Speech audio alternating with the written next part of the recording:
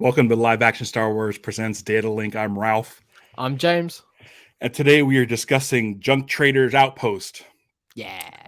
If you want to know what that is, let's bring in our guest, Adam, because he knows all about it. Adam, welcome to the show. Hey, good morning, bright suns, as they say. Why do you know all about it, Adam? I better know all about it, otherwise I'm having some sort of split personality issue. Right. Yes. Let's see. I'm pretty sure I did a banner. Oh, I did a banner for your Instagram, which I'm assuming I like that. Yes. Traders Which is a little confusing. It's still my old kind of title, Gray Anon, back from college days or whatever. I haven't switched it over just yet. But honestly, I mean, if you look at my Instagram feed, it's just all Junk Traders Outpost now, and maybe a couple of pictures of my cute kids. Maybe if they make the cut. If they're lucky. But usually they're wearing Star Wars stuff, right? True. Yeah. You get them working young. You get them advertising the rest of the store, and you're good. Well, it's a tax write-off, right? I mean, perfect. That's what I tell my wife. I think it was about a year ago. James and I both got packages in the mail from you. Yes.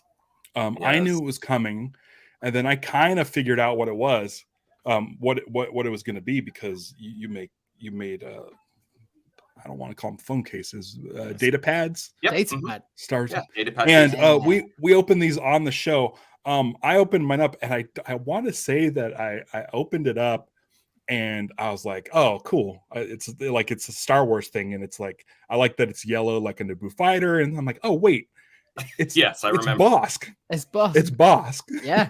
And what's great is my phone is green. Very, very clearly Wedge. Very clearly. Yeah. Very clearly Wedge, which is awesome. I love it. It's not on my phone now because I've upgraded my phone since then, but I keep it around. It's like, it's always, you can't probably see it, but it's always on the shelf back there on every episode. Well, I do say to folks. Yeah, go ahead. Did I tell you that I was getting, because I didn't have this phone when you sent the message? I said, you asked what kind of phone you have, and I said, I'm getting a 13. Yeah, so I think you had said something about green. He was helping you upgrade your phone or something. Yeah. Because the green, I mean, it works. It looks great. It works. So it goes. Yeah. It's Bosk. Yeah. It was funny sort of seeing it settle in, because I was watching live when you guys were doing that, and then you finally kind of turned the corner in your mind. You're like, wait a second, this is a thing I like. Well, I always liked it, but I was just looking at it like, I've seen so many of your pictures. Yes. On your Instagram. And I was just like, oh, it's so cool, it's Star Wars. But it was like more like, oh, it's like a one-of-a-kind thing for me. I'm sure you can make more Bosks, and I'm sure you may make more Bosks. I've never made another Bosk. I have never made another Wedge. It was for one of those most things where part, I don't really copy. Like, everyone is a custom piece, and my buddy Billy calls them bespoke. There you go. You know? or something like that. Yeah, very fancy. I like that. I wouldn't go so far, but when you hold that up, Ralph and James, it's kind of almost like a blast from the past for me. I bet. Yeah. Some of those pieces I haven't used in a long time that were either created custom for yours or for something else. Like, so for instance, James, if you hold yours up again real quick. So that piece you have on the bottom is the same as Ralph's piece, right? Yeah. Because it's basically a bib piece. Right, sort of a horizontal. It matches because that's what they have in common, right? Bosk has that bib, and so the flight suits, all of the the flight suits, right?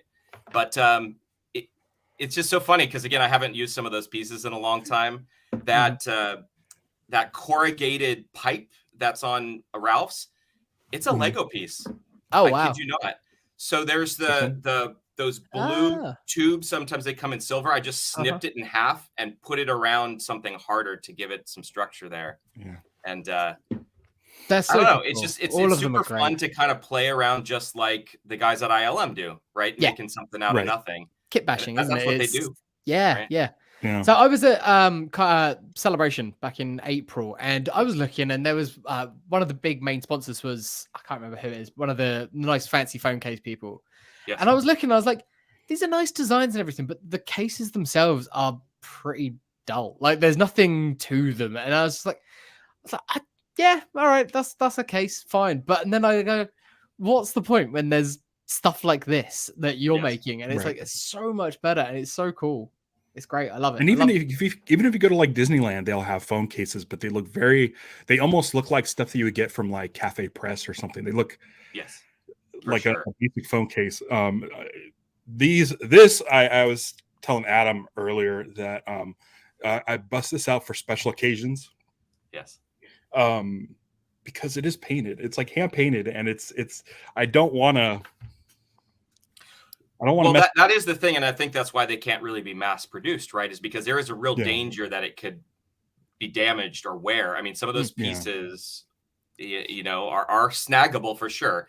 And if you're putting it in and out of a pocket, it's not really built for longevity, and companies don't really like to do that. So the way that I treat it, honestly, it's like a functional art piece, knowing that it can get damaged. And I try to put that in my descriptions of my products, which is like, it's primarily a display piece, believe it or not, right? But if you use it and you choose to use it, I've taken great care to make sure it's durable, but it's not indestructible in no way, shape, or form. I take it to Galaxy's Edge, and I took it to Celebration. Yes. Yeah, I wanted to have it on Celebration, but obviously it doesn't fit at all my phone that I'm using now. Because yeah, that's the real danger. But it's cool because now I get to enjoy it, and I was like, it is a display piece now for me. I don't even have the temptation to sort of swap it in and out. It's like, nope, it lives on the shelf back there, and it's great. I love it. Yeah, and if I had more time, I would have sent you something this year for Orthodox Star Wars Day. Oh, no, don't worry. No, it's I got so busy. I mean, it's a great problem to have, but my shop is doing really well right now. And again, my brand is I do custom work, right? So I do have a group of friends that are in a guild. Like we literally have a mercantile guild where, we get together and we share ideas, we support each other, we talk about pricing, just to sort of feel each other out. What would you pay for this, et cetera, et cetera. And again, we all have kind of similar skill sets. Like we can do what each other does, but we make sure to do different things on purpose. And so I'm like the custom guy. I'm the person who puts a lot of time and effort. Whereas some of the guys look across the aisle at me and go, "Why would you put all that time into something?" I go, "Because it's fun." Right? Yeah, I get so bored of repetition. And it's those details as well. It's the details that you're putting into stuff that really make it pop.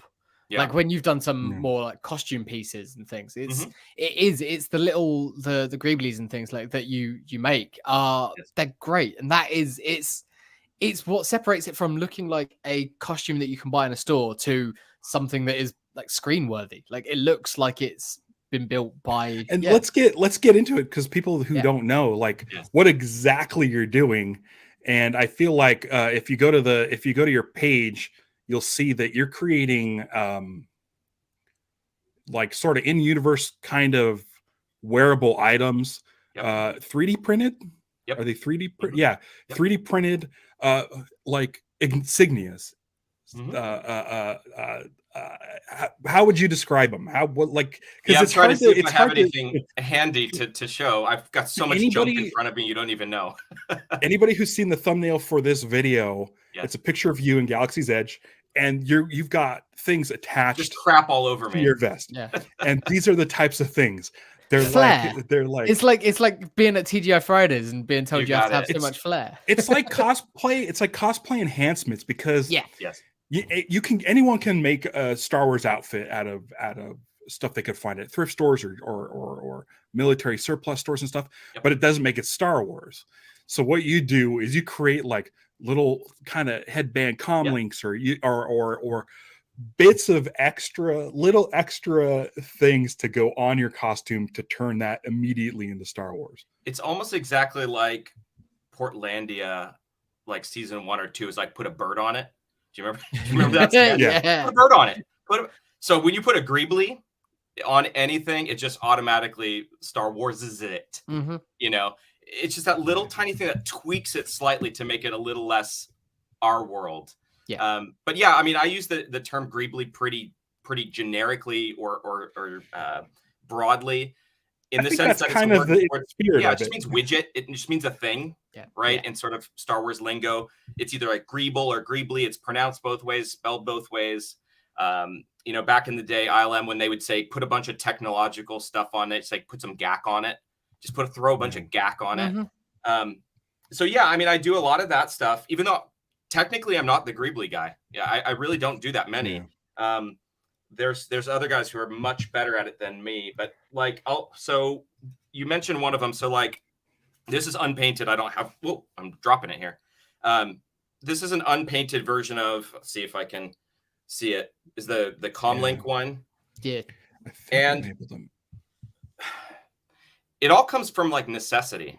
You know, art and creations kind of start with the self for me, at least, which is, all right, I need a thing.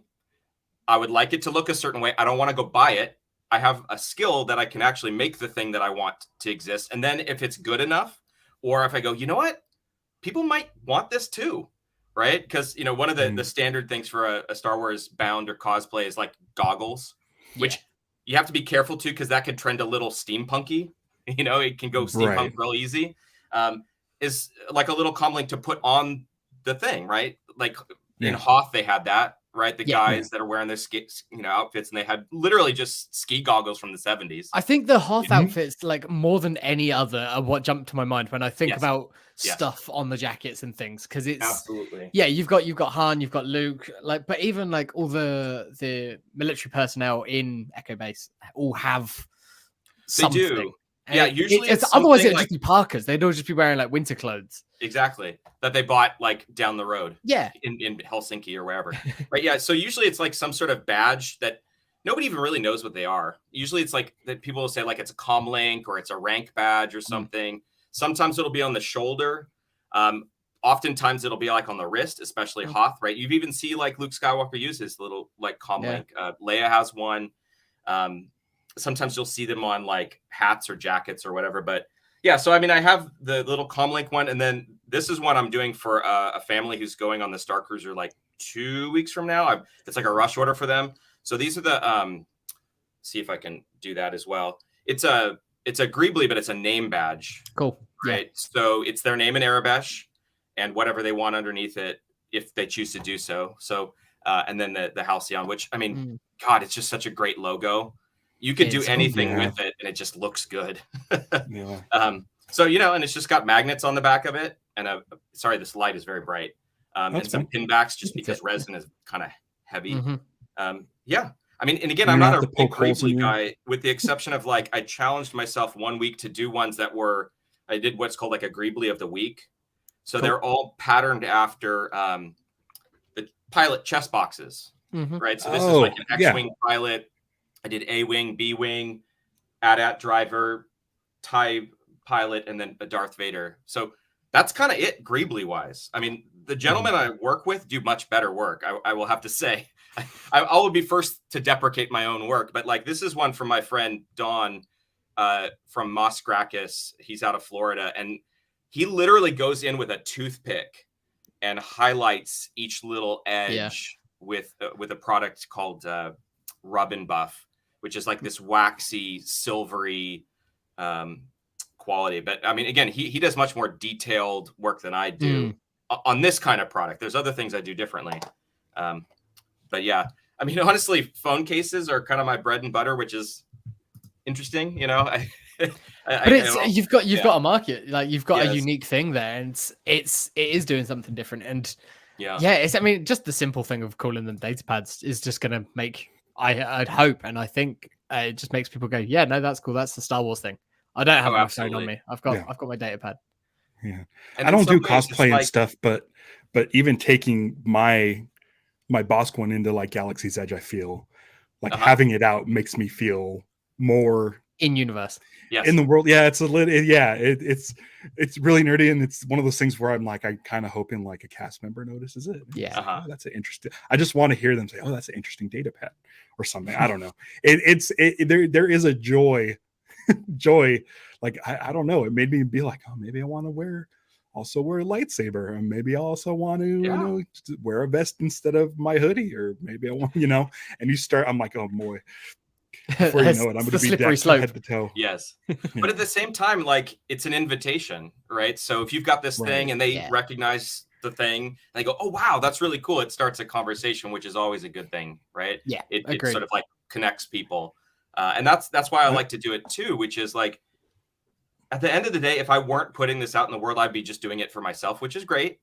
I like doing it. I like building my own things. But at the same time, if I can make somebody else happy and accentuate their experience, either going to the parks or the Star Cruiser or just, you know, a collectible that they like to have, I mean, more the better.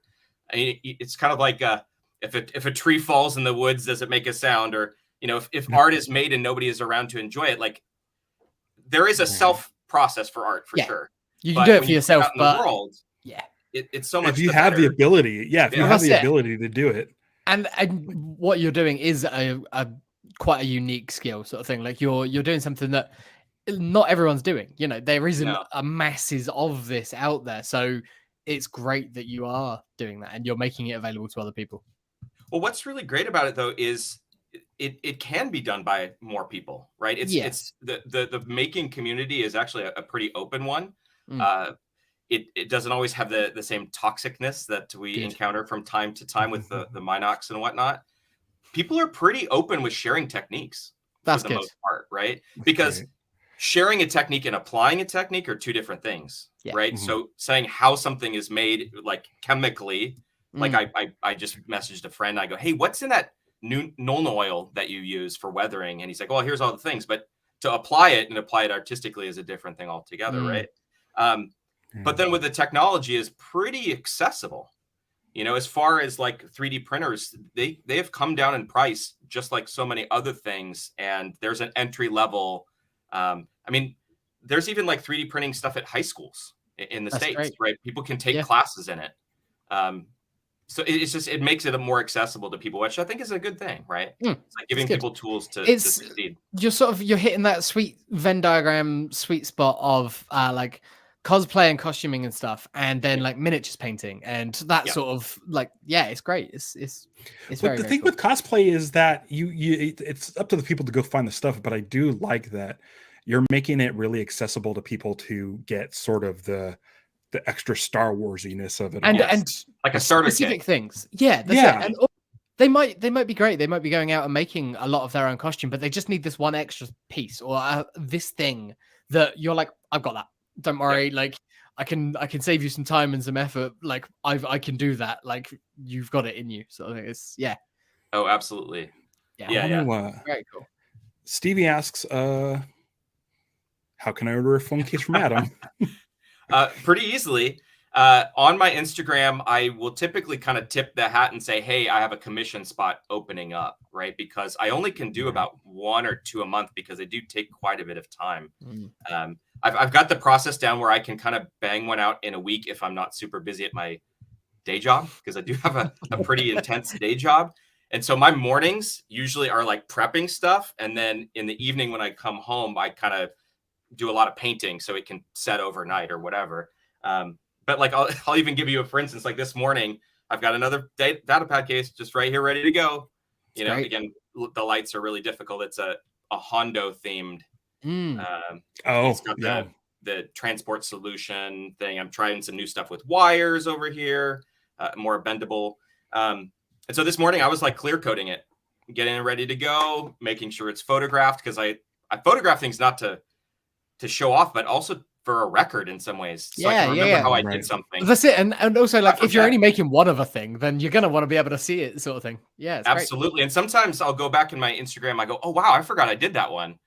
You know, I was like, oh, you know, especially like the HCUs is what I call them, the water bottles. Oh my gosh, I forgot I did that one. That was a long time ago. So it's kind of cool, you know, I'm going to bring it up. Oh, there it is. Yeah. So sorry, I'm using this is by the way, I just want to let you know on Etsy. That this is I don't usually use Safari, and Safari is signed into my the film I'm working on, the account for that, and I absolutely do follow Adam. It's asking me to follow you. Oh, it says the same thing for myself. When I pull it up, it wants me to follow and like my own photos. I go, yeah, I like them. I took them. Yeah. So here's the water bottles. Yes. Which, by the way, cool. I think is one of the coolest ideas because cosplayers go to conventions and they don't want to be walking around with just like an earth bottle. Well, that's the thing is like, if you can just tweak that immersion and have if an item has use, that's what I love, right? An item that has use, because making things just to make them doesn't fulfill the same satisfaction for me, right? The fact that it's in universe, but it's also like something that person, if they were in the universe, could use, all the better. Like a data pad case, like a stinking water bottle, you know? I mean, like one of the first things I made was like, I came home from Galaxy's Edge with like a bunch of light crystals. And again, I didn't make this, right? Because this is just a lantern that you can get at Target, right? Okay. And I was like, all right. So and I just kind of looked up some tutorials of like how to 3D print sort of the innards of it. So I'd have something to store the 5 bazillion crystals I've gotten trying to get that thing black kyber crystal, right? It looks like the Bulbasaur can from Jurassic Park. Yeah, very much so. Yeah. But it was one of the first times where, you know, I saw some people doing this online, right? Kyber crystal containment units or whatever. I go, I have one of those in my back cupboard. Like this is like our lantern just in case the power goes out. And it feels like the same thing when so many of us saw Qui-Gon's communicator and you're like, that's a lady's razor. And it's kind of like the same connection and of course I have one of those too, because I had to.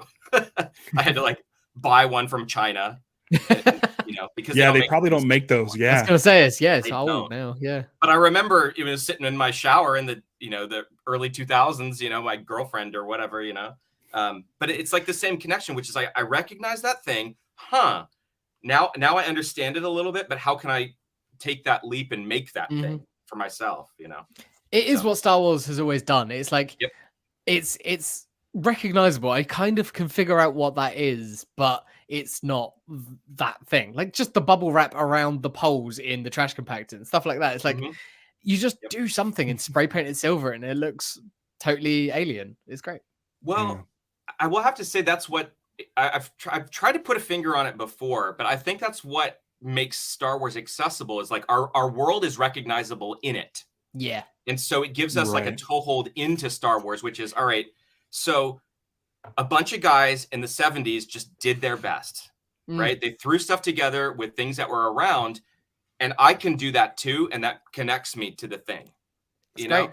The thing I love in the Book of Boba Fett, the Twi'lek sort of assistant has a data pad, but it's made from like a 1970s electronic bowling game. And everybody like spotted it, and I'm like, I'm glad they're still doing it.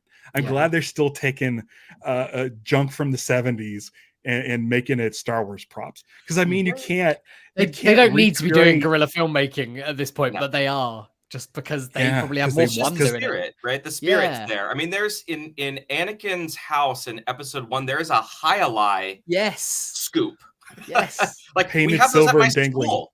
I love those things. They're great. Just hucking a ball real fast. We used to go and play with those at school all the time. Yes. I noticed it straight away. I was like, oh yeah, but they literally just painted it silver. Yeah. I mean I like Star Trek as well. I've never been like super into it as I have Star Wars for most of my life, right? Because you know, Ralph and I are about the same age, right? You're 77, I'm 78. So it was like our childhood, right?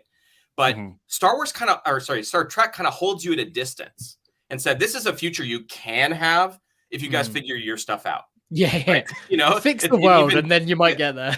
You need to figure out racism. You need to figure out, money, sort of the capitalism thing. And once you do, maybe you can have some Star Trek. But Star Wars is like, no. Everything's dirty. It's gross. Everything's broken. This is more accessible in some ways, you know? Yeah, I have broken stuff. I have electronics that are just kind of like there's on the gross people in control of like governments. Yes. It just makes it more accessible and kind of like you can see yourself in it a little bit. Get the fuck out. They're like, we're talking Trek. I mean, hey, listen, every time it comes up.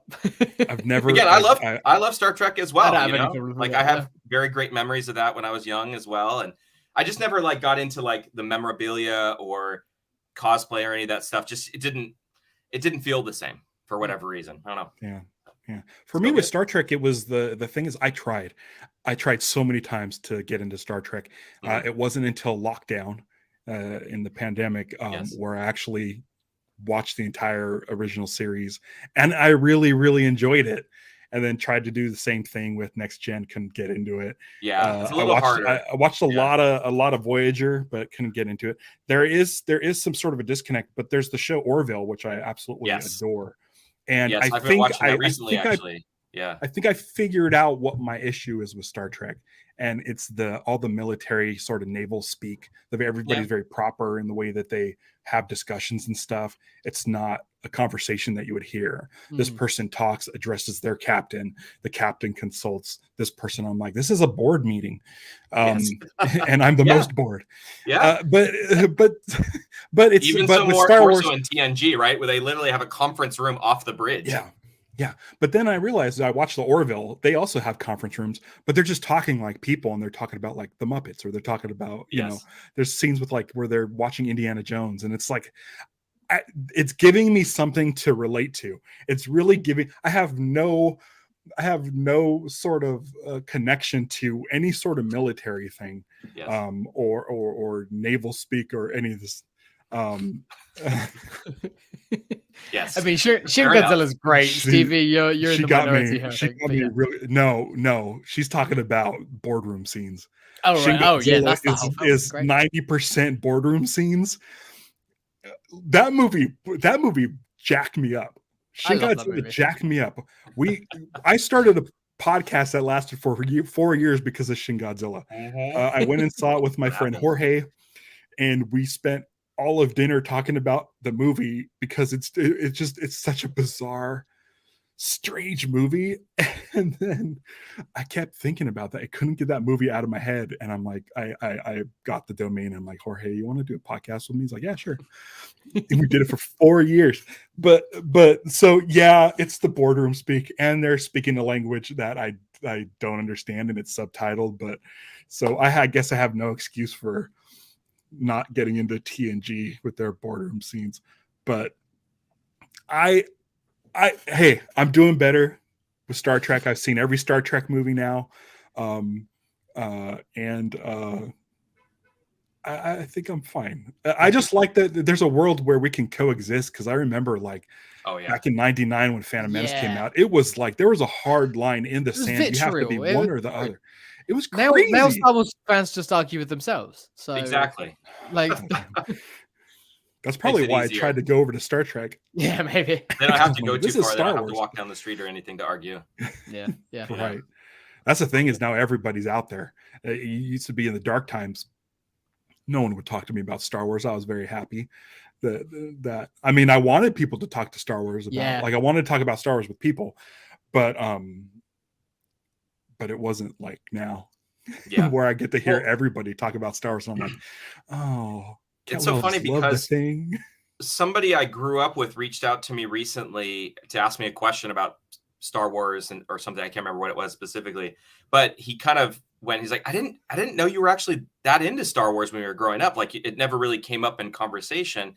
And I had that realization is because it was the dark times, right? Yeah. So we were in that dip where there really wasn't much to talk about. I mean, my Star Wars fandom in most of the 90s was to like reading books and like maybe playing a video game every now and then. Like, but it wasn't cool.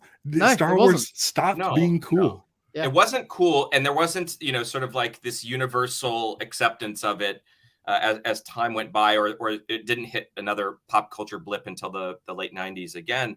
But I will have to say, it always was in the back of my life, always in the back of my mind. Like I remember clearly going to Borders, that bookstore, right? Borders. Like every time I would go into a Borders, I would always go and just sort of see what Star Wars was up to.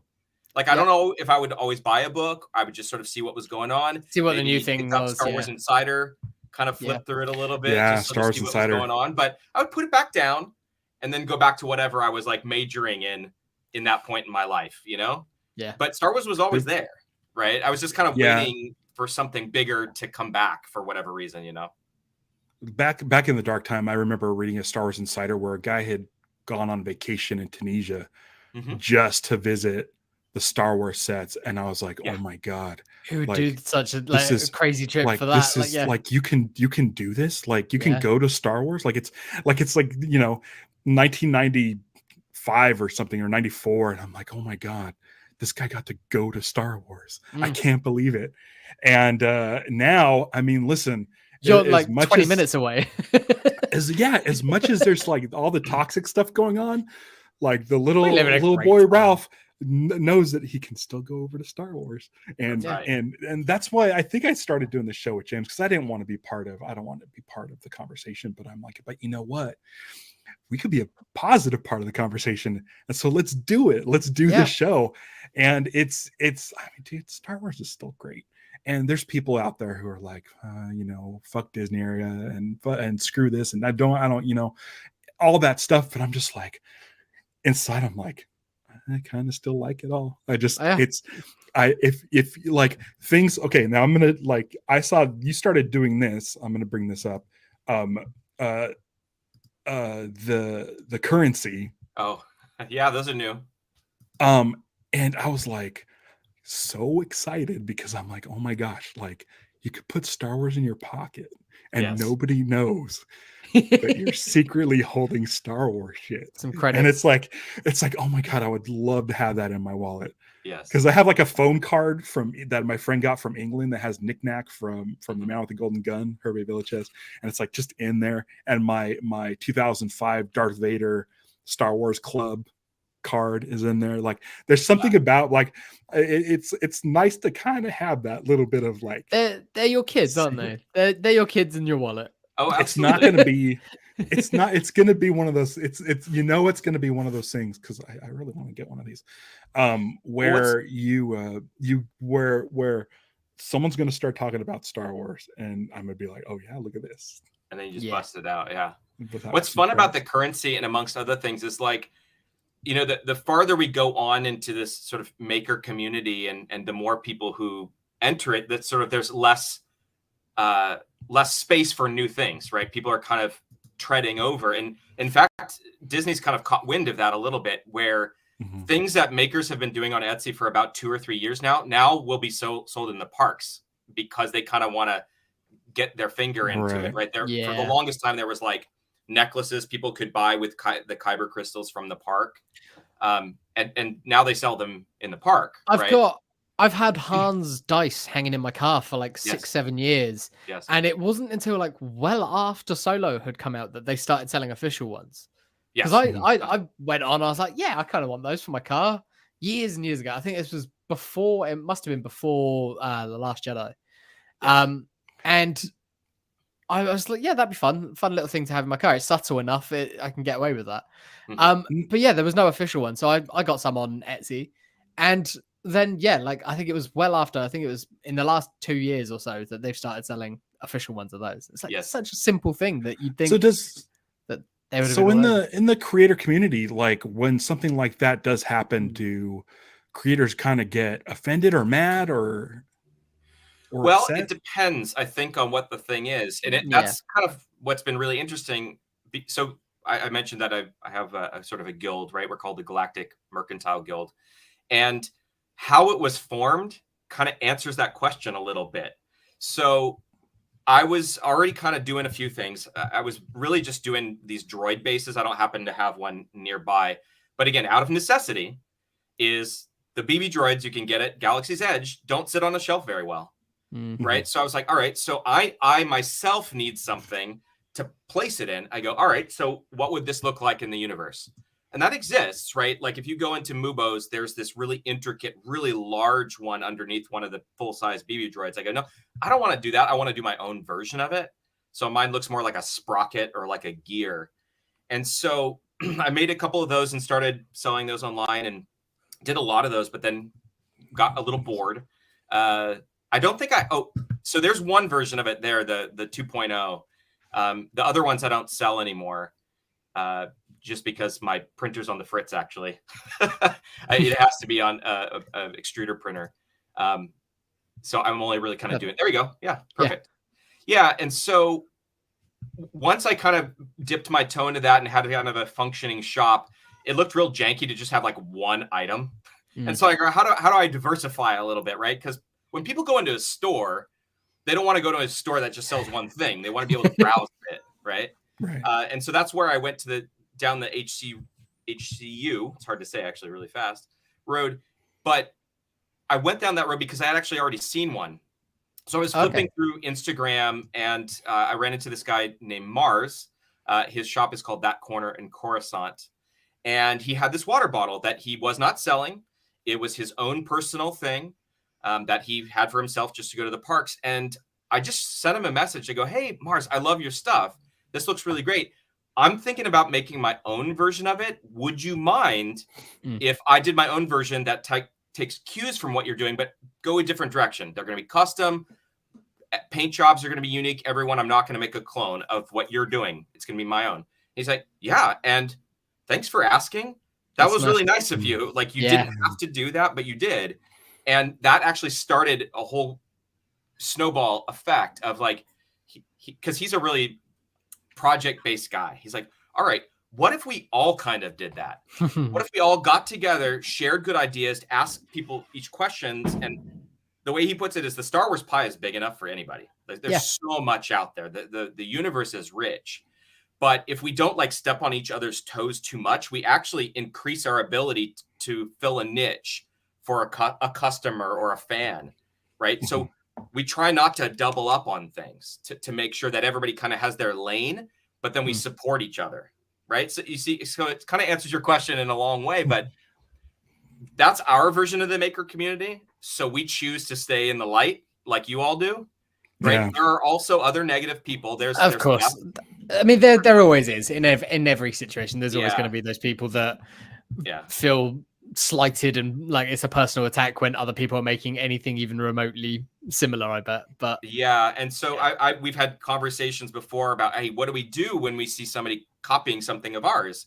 And that happens from time to time. But my attitude is always just make it better. Yeah, make yours better. Make it the thing that's more desirable than the clone copy of it. That's my version of it. Or you can just brand it as like the original.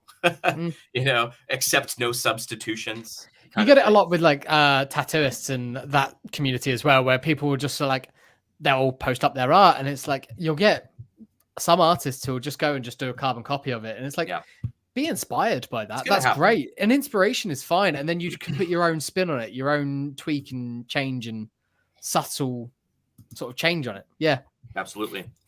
This is what we were talking about earlier, the sort of comm link that goes on the come on, there you go. Yeah, that was like a really fun project because it was right after I got a resin printer. So I mostly did most of my early work on what's called an extruder printer, which is the ones you probably see more often, which is the one that kind of prints layer by layer with filament, right? Like a plastic filament.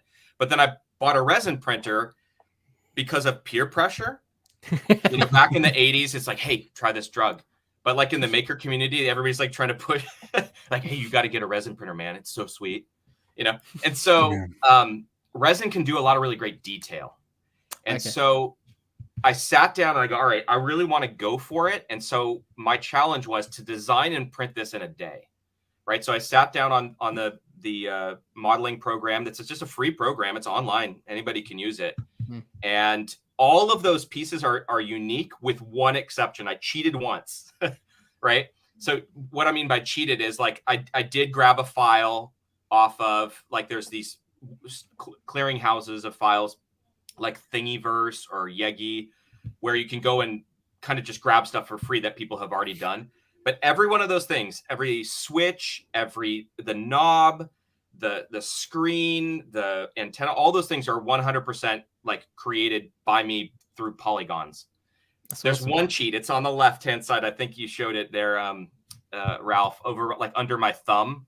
So that canister is one little cheat because I just didn't have time because I wanted to finish this in a day, right? So I literally modeled it in a day, exported the file onto a little thumb drive, put it in my printer, and then printed it just like as a challenge to myself. And it turned out really well. And people seem to like them. It's really, really cool. Yeah. It's just fun. It makes me wish that I knew you and that you were doing this back when I did the Secret Cinema, the Star Wars Secret Cinema. Because like Ralph, I'm not much of a costume guy, but yes, it was all of those. They really encourage everyone to dress up and to get into the theme, and you're given a sort of a character class essentially for the day. I had Rebel Pilot completely by chance, but very happy chance.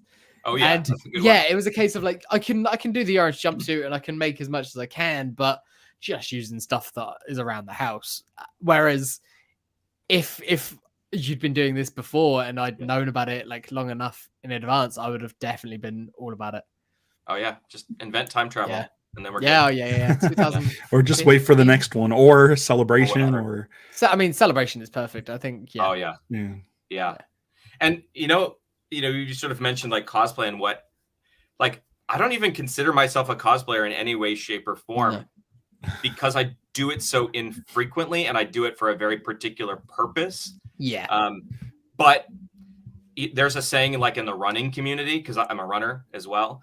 They say if you run, you're a runner, right? So I guess if you have cosplayed, you are a cosplayer, but yeah, to a certain extent, but at the same time, like I didn't feel truly like a runner until it was integrated into my daily life, like where I run daily or I'm planning for something or I'm training for something and I have the correct gear. Like I didn't truly feel like I belonged until I sort of went all in. So I have cosplayed, or I'd say more appropriately bounded, right? Bounding and cosplaying are slightly different terms. They go kind of cross. So Billy, he's more of a cosplayer, right? You can see how much more detailed his work is. But but I mean, you visited the Galactic Star Cruiser.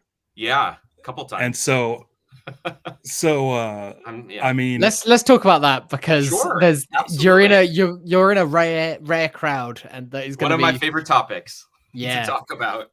But you sort of, I mean, I don't know. You say it's bounding. I mean, for me, like if I literally have any sort of, like if I do put a lightsaber on my belt, I feel like it's cosplaying. But where do you kind of draw the line? And again, I'm not an expert in this, right? Because bounding. Somebody might just say, "Oh, you don't know what the hell you're talking about," because I'm still kind of a novice at this. But the distinction I make in my own line in life is like, for me, cosplay trends towards like a particular character, like where you are costume playing as a character. Although you can do that with your own character too, right? So bounding is more like where you're trying to get as many things like off the shelf, and sometimes you create a character by bounding, by having the correct colors or the correct sort of outfit.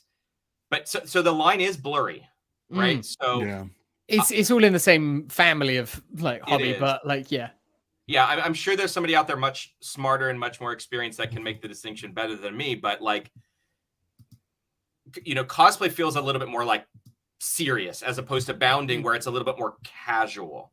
So for instance, like I have sometimes I'll go to the parks in what I call my X-Wing bound, and it's just an orange shirt, a white vest, and my X-Wing greebly, and that's it. That's perfect. That's a bound. Whereas, I have a character and I dress as them, which is basically the owner of my shop, right? Traders Outpost has a character. His name is Ian Grayson. Oh, there you go. Yeah, right there. Yeah. And there's Blake. Blake is awesome. He actually builds full-size droids. He has an R0 droid that he built himself. He's a good dude. I wish. My friend Taylor's built a C-3PO torso, a full R2-D2, and a BD-1. And I'm just like, man, if I wish I had any sort of skill to do that kind of stuff. Yeah. That's great. Yeah. So when I'm my character, that feels a little bit more cosplay-y, right? When I'm the junk trader, Ian Grayson, who's going on this darn cruiser with this certain backstory, et cetera, et cetera. And sometimes I do have to catch myself and go, oh my God, that sounds so ridiculous. It just sounds so ridiculous. You're in the right place for it though. Like it's great. But at the same time, this world's got a lot of serious stuff going on, and there's a lot of hurt. There's a lot of trauma. There's a lot of bad juju out there. So if we can just play a little bit, and again, like celebrate the love, more the better, because there's a lot of not of that going on. Yeah. You know what I mean? Like, it's okay in my mind to live in a positive place and try to seek that. So, you mentioned the Star Cruiser. So that's why, we got the news recently that it's shutting down. I think for me, that's the thing I'm sad about the most, that there is this place that in its purpose is for people to go and explore and be adult children and play and trust and risk. And that's not there anymore. To me, that's like a loss of, like a light in the world that's kind of been turned off. That's the part that's really sad to me. I get it. Like forcing everyone to grow up a bit. A little bit. I mean, we still can do that at the parks, but friend of the channel, Rick DeMint, sent me this. Oh yes. It's the Halcyon Saber, and it's like I know I'm never gonna be able to get to go. But like having this piece of it is like the best. It's pretty big. Do you have an R? Because you can change the little. I could change the letters there. To be honest, the letters are kind of just like a plastic, and they don't snap on that great. So instead of losing it, I just leave it off. Because I don't want it to pop off and go somewhere. Because I've had a lot of Star Wars stuff do that over the years, little toys and accessories growing up. But I mean, this is a really good, like, classic. It's a great, saber. It's almost a mix between. It's almost like Anakin's episode 2 saber, I think. A little bit, with the kind of the ribbing down at the bottom. Yeah, the ones that you get to train with on the Halcyon itself are a little lighter and thinner, because it doesn't need to have all the guts that a legacy lightsaber has. It does light up, but it's actually quite light, and it feels really nice in the hand, and it vibrates. Because when you're doing the lightsaber training, it's basically just like a beam of light that they pump a little bit of like dry ice smoke through, and you're kind of deflecting it as such, right? And it gives you feedback that you've done it by through the vibration. Which is a kind of a nice touch, because you know, otherwise you wouldn't know if you had deflected. You're just relying on the sound of it. Yeah. It's nice. It's a fun experience, and it's cool. It's the one I don't need to do every time, but it's part of your itinerary, so we do it, and it's fun, and it's especially fun for kids. Like, it's so fun to watch kids do it, because even if, like, the last time we went to the Star Cruiser, just my wife and I, which was amazing. To be able to go just like on your own as adults is really kind of cool, and not have to wrangle anybody. But there's always kids in the room, and that's really fun to sort of step back and just watch them live Star Wars. It's quite a nice experience as an adult. So it's good. I'm very, very jealous, considering it will have only ever done a year of service total. Like, it's gonna forever be one of those things that is talked about as a Disney attraction that just they couldn't make work. And it'll be there. But I in 20 years time, someone's going to make a documentary about it, about like the rise and fall of the Galactic Star like Cruiser. Behind the music, for sure. Yeah, totally. I Behind the music, what they're going to do with the location, like with I don't know. Because, I mean, it blows the mind, right? The amount of money that was put into it, it blows the mind that could just be bulldozed someday. It's so sad. My thought is like they would need to rework some things, and obviously you're going to lose the rooms that people are staying in, but the rest of it you could turn into an extra part of Galaxy's Edge. Like, you could have it as essentially the Halcyon is docked, and it's know what I kind of want? There's so many things they could do. Let's do a Star Trek type series and use it as a fully immersive studio for a TV show. Like a single camera, like The Office, just follow around, some crew members. Kind of, you can do anything. You could do, literally Star Trek. I mean, everybody is talking about like what could they do differently. I mean, honestly, if they just offered it as a boutique hotel where they had none of the experience, I think people would still go to it if it was an available price point. Yeah, right. I think that's been. I mean, it's obviously been the biggest thing for. When I first heard the news, I was kind of in disbelief. But as I started to sort of think about all the things that would have to come into place to make it lucrative, it starts to become a little less believable, right? Because it's niche upon niche upon niche, which when parks and when things make money, it's about volume. Yeah. Right. They just can't even achieve the volume because it's only 100 rooms. Yeah. Right. They, how things make their money is like by just so much people pumping through, and it's just impossible based on the model that they've created. And then add that to, you also have to be a Star Wars fan, which again, there's millions of them, so there's plenty. But then it also has to be accessible money-wise, which it isn't for most people. And then even furthermore is it's a LARP or a murder mystery or like a dinner theater. It's a lot of those things which the average person does not encounter. In fact, I had not, even myself as a diehard Star Wars fan, done any of those things until I went there and then saw the beauty and joy in doing those things. So it's really like levels of impossibility to make this thing work. And so that's when you step back and go, okay. And then now I kind of because of the time as well when it launched, when Star Wars is in in the public consciousness, it's in a weird spot with people's opinions of it and everything. So, you add that level onto it as well. And then also the pressure that everything has to be a home run, right? Yeah. I mean, we talk about Solo, right? A movie that I also enjoy very much. Yeah. It's like, because it wasn't a slam dunk hit, then it was a failure. Yeah. Right. I mean, it was fine. Money wise, it didn't like completely bomb, but because it wasn't what they expected as a Star Wars property to make back its money, plus its directing challenges, plus marketing, et cetera, then it's a loss. Right. So it's a high and a hard bar to pass. Right. That everything has to be a slam dunk, which makes it a little sad that, more niche projects can't exist, but such is life. We get it. Yeah, they'll do something, and there'll be more. I mean, Star Wars isn't going anywhere, and Star Wars at Disneyland is certainly not going anywhere anytime soon. And Galaxy's Edge, James, I gotta get you there. Like whenever you go, I want to be there for your first time. I want to be your guide. I feel like I want to be there too, James. I mean, I'll be talking about it well in advance when I'll have this Greebly ready to go for you. Just put it on, and you're there. Amazing. Hopefully next year, but we will see. Don't know. Depends. It's me and Liz are talking about all sorts at the moment. We might just run away for like 6 months and just travel everywhere. So we'll don't do Florida. Do California. Oh yeah, of course, for sure. California. I've got no real interest in going to Florida. Sorry, people in Florida. Makes it challenging. I will say it might not be. It's not everyone's fault. No, it's not everyone's fault.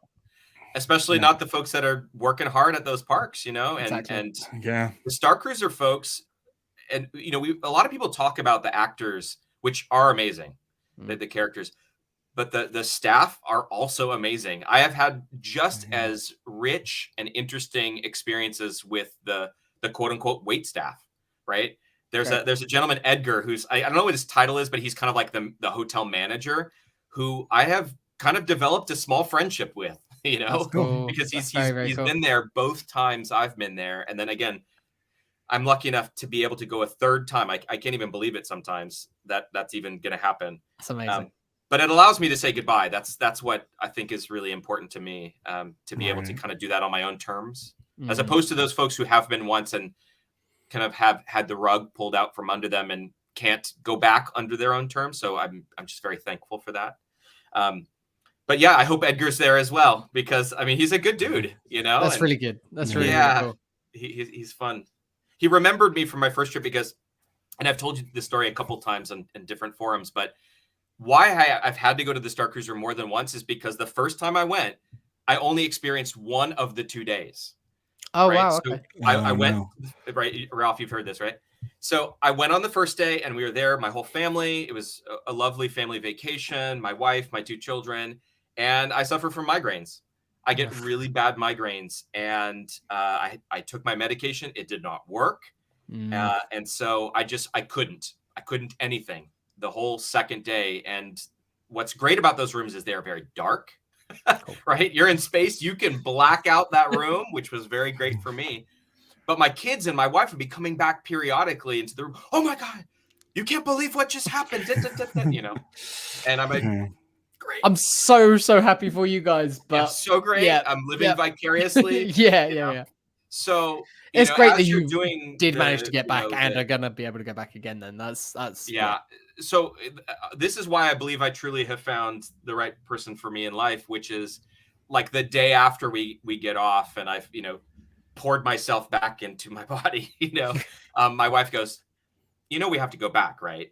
We have to, you have to experience the whole thing. And I go, yep. Okay. You'll get no argument from me. Yeah. And then when we got the news that it was closing, literally the second thing she said is like, if you wanted to go back, I would support you.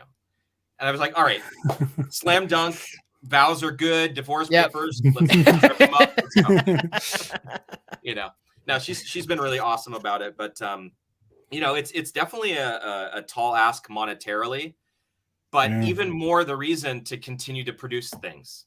I kind of tell myself that the harder I work on this and Junk Traders Outpost is kind of like this feedback loop of I get to continue to do the things that I love to do. Which is go to the parks, which again, I don't live down south, right? So when I come down to see you, Ralph, we will of course see each other in person at some point soon. I live in Northern California, so it's not a short drive. Right. California's a big state. Right. It's about a 10-hour. About 7 or like 8, depending on traffic. Something like that. Yeah. Or a flight or whatever, and that's prohibitive to some folks. But so that's why I continue to produce, which is like, all right, I can continue to do my fun hobby that does cost a bit of money. Yeah. You got it. Etsy shop. Etsy.com. I wrote it down. I already showed it. It was there. And this isn't going out on audios, but Etsy.com/shop/Junk Traders Outpost. And also follow the Instagram. Yes. That's my favorite thing. That's the best way. Stevie, keep also, an eye if people out want for like a those custom phone case and stuff, that's going to be the best way of getting hold of you is on one of the two of those, or yeah, absolutely. In fact, that's usually how things start is somebody sees something on Instagram that they go, oh, wow, this is great. Do you have a shop? And I say, absolutely. I can help you. But I also sometimes will do custom pieces that are not in my shop. I've had a few people reach out and say, hey, can you make this thing? And sometimes I will say yes. And sometimes I will say, no, that's kind of out of my skill set, but I do know somebody. There you go. And that's where the guild actually really helps is we can kind of direct traffic towards people who already have that ready to go. Perfect. So, and I did not ask for this, but it makes me happy that this was made. Yep. I only have 2 custom droids. Is it a BBB? Yeah, it's BB05K or Bosk. Oh yeah, there. It says it right there. Yes. Amazing. Yes. That's amazing. And it was that Houndstooth inspired base as well. It is. That's so cool. Good job, James. Very well. I mean, it was there. Yeah. Yep. Good job. Yeah. Thanks for joining us. We got to get a trip together. Absolutely. James, it's mostly up to you to get your ass to California. I mean, but, it's no problem. I'll just come over at the weekend. There's no celebration next year. And you got holiday, I'm sure. I don't for the rest of this year, but I will next year. I mean, I don't like it doesn't have to happen right away. I'm just like, no. Whenever you decide, I want to be there because there's nothing. It's whenever I can afford, but yeah, there is literally everyone will be there. I want as many people from our little community of Action Star Wars to be there. That's why I was nothing really will prepare you for the Falcon. Austin at one point, I was like, "You're in the right hemisphere." Just that I'd had that booked since 2018, 2019, and it just got delayed because of COVID. Just start walking from Austin to Anaheim. I might have made it by now. But yeah, that was a good trip. That was last year. But yeah, this year I've got festivals. Glastonbury is quite an expensive festival to go to and everything. So yep, all I hear is excuses. That's all I'm hearing. Right. Maybe hopefully we're gonna get going really quickly. Make Biomes 2 happen. Just make it happen. 100%. And I think we're missing T-shirts a real are available now. I mean, we have so many different things we can explore, right? We've got Biomes 2. We've got so many vehicles to fly through. What about droid fly-throughs? Just go right up that exhaust port. Fast and Furious style? Yeah, like a colonoscopy. The inside guts? Just get an endoscope right up there. If they do character fly-throughs, I'm out. It's getting a little bit too medical. Yeah, I don't need to see that. It starts with 2 on B, and he just goes all the way in. Untapped potential, Disney. Let's get up in some droids. That's for the people who stayed tuned to the end, Thanks for everybody in the chat. We didn't really mention you all that much, but I was kind of excited to talk about this stuff. Yeah. But we'll be around next week. We're going over speaking of fly-throughs, we're doing the Donald Glover tour of the Millennium Falcon next week. I'm really excited to talk about that. And Adam, thanks for coming on. We'll have you on again, and we'll get you in Galaxy. We'll hang out in Galaxy's Edge because of course, it's the only reason I go to Disneyland is because of Star Wars. You got it. So thanks for joining us. We'll catch you all next week. Yes, don't give in to hate. Celebrate the love. Punch it.